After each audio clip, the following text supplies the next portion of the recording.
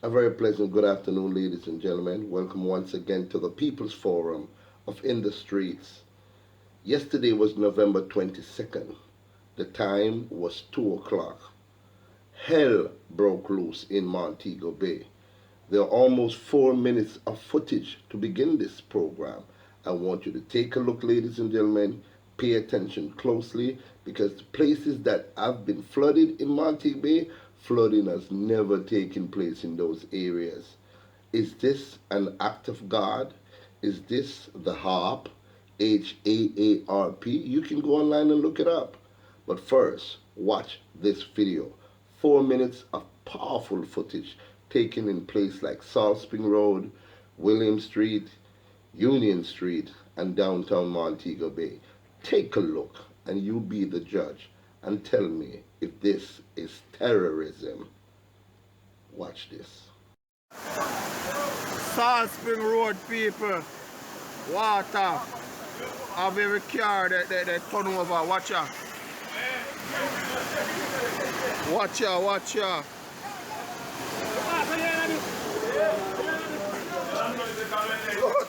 About don't Alan be there.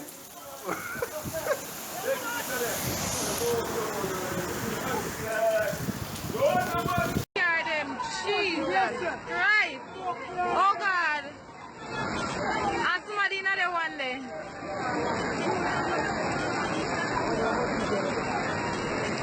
Oh God.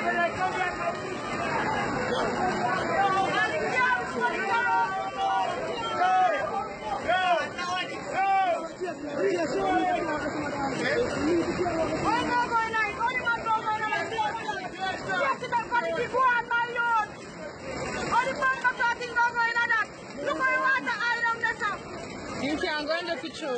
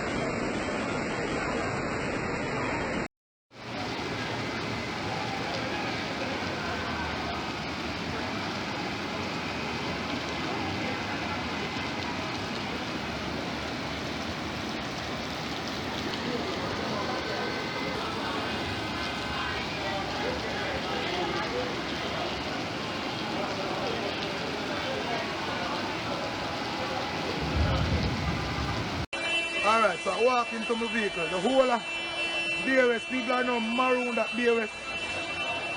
This is Union Street.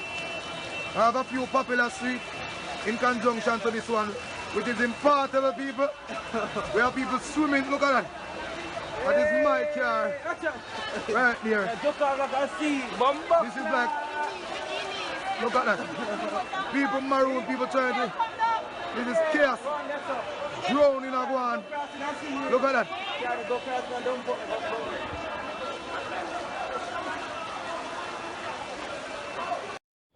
A very pleasant good afternoon, ladies and gentlemen. Welcome once again to the People's Forum of In the Streets with Big Stone.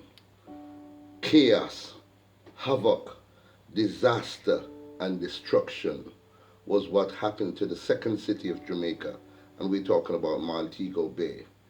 What has happened in Montego Bay is past catastrophic, where at about 2 something p.m. yesterday afternoon, rain started to fall in Montego Bay, and the rain fell, and the rain fell and the rain fell for over 4 hours of rain, ladies and gentlemen, which consumed the entire town or the entire township of Montego Bay. Seeing cars being washed away. We're talking about major street like St. James's Street. We're talking about King Street. We're talking about William Street. We're talking about major thoroughfare that cars used to run. We saw the gully, ladies and gentlemen.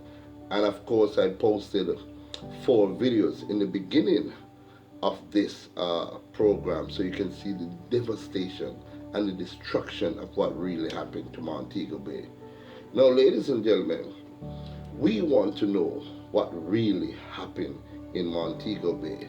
So a lot of people have been calling me, posting things on my phone, lefting me message that I should do something on this, investigate and see what really happened in the second city of Jamaica. Now, I've lived in Montego Bay for many years, ladies and gentlemen, and I've never seen anything like this. I've read reports in the Gleaner, the Star, the Observer, and many of the Montego Bay citizens are saying they've never seen this in over 25 years of them living in Montego Bay. So what really happened to Montego Bay? Well, let's take a look at the conspiracy theory. Have you ever heard about HAARP?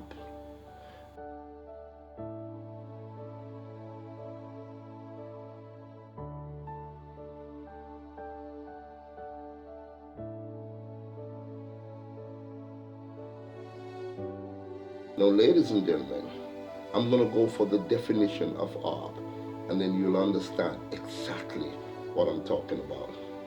Now, the conspiracy theorists are convinced that Mother Nature isn't to blame for some of these catastrophic events that is happening not just in Jamaica but all over the world. It is a shady government program known as HAARP. HAARP, which is HAARP, which stands for High Frequency Active Oral Research Program, was set upon by the US government in 1993.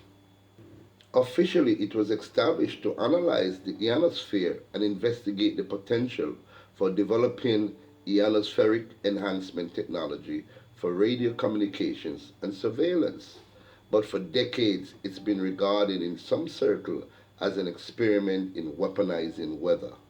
HAARP itself is based in a remote part of Alaska on a US Air Force base and far from prying civilian eyes. Photos of HAARP reveal hundreds of pylons, creating an antenna field where interlinking wires create a net of electricity just below the clouds, with the potential to send energy beneath the ground too. The location was also chosen as there are huge amounts of natural gas in Alaska, which can be used to power turbines to keep the web of transmitters and receivers working at full steam. It is believed that HAARP could pump 1.7 gigawatts of radiated power into the sky, with researchers unsure if it could potentially damage the Earth's atmosphere or irreparably change it. In the early 90s, Popular Science magazine printed what it claimed to be a leaked document from the radiophysics project, and it didn't seem to confirm that HAARP was simple weather investigation. They claim that the project was also able to inject high-frequency radio energy into the ionosphere to create huge, extremely low-frequency ELF virtual antennas used for Earth-penetrating tomography, peering deep beneath the surface of the ground by collecting and analyzing reflecting ELF waves beamed down from above, eating regions of the lower and upper ionosphere to form virtual lenses and mirrors that can reflect a broad range of radio frequency far over the horizon to detect stealthy cruise missile and aircraft. Generating ELF radio waves in the ionosphere to communicate across large distances with deeply submerged submarines. They also claim that the military application of this ionospheric technology would include creating a full global shield that would destroy ballistic missiles by overheating the electronic guidance system as they fly through a powerful radio energy field. distinguishing nuclear warheads from decoys by sensing their elemental composition and most crucially manipulating local weathers. By differential eating of areas of the atmosphere could induce local weather conditions such as floods or droughts useful to the military. Smooth seas might suddenly be raked by treacherous squalls, creating or denying a tactical advantage. So, with three storms in as many days lashing the Caribbean and now the US, it is no surprise that our people are pointing the finger firmly to H.A.A.R.P. Now, ladies and gentlemen, this is just a conspiracy theory. But if you look at what has been happening in Montego Bay, the second city of Jamaica, crime is at an all-time high. We're talking about close to 300 murders since the start of this year. We know for sure, ladies and gentlemen, that the latter scamming is also responsible for a number of deaths. Mass shooting, shooting at funerals, shooting at parties, shooting at shops, restaurants, or even just walking the streets of Montego Bay could be possible dangerous. Now, why do we come to this conspiracy theory that HAARP might play a role? Now, ladies and gentlemen, for that amount of rain to fall, what the meteorologists are saying, that the amount of rain that fell from 2 o'clock until 6 p.m. is equal to about 4 days worth of rain. Do you hear what I just said? The amount of rain that fell in Montego Bay from 2 o'clock until 6 p.m. equals to about 4 days of rain non-stop. So what really hit the people of Montego Bay, ladies and gentlemen, is very, very powerful. Jamaica, we're living in serious times now. We need to start looking among ourselves. We need to start looking seriously as to how we can fix some of these problems. Crime in Jamaica is at an all-time high, ladies and gentlemen. If you look at the conditions of our citizens, we are having like what? 4 or 5 people being murdered, practically 6 people every day. We need to get a hold of ourselves and we need to do the right thing. A lot of people also are not just blaming HAARP, but they're blaming an act of God.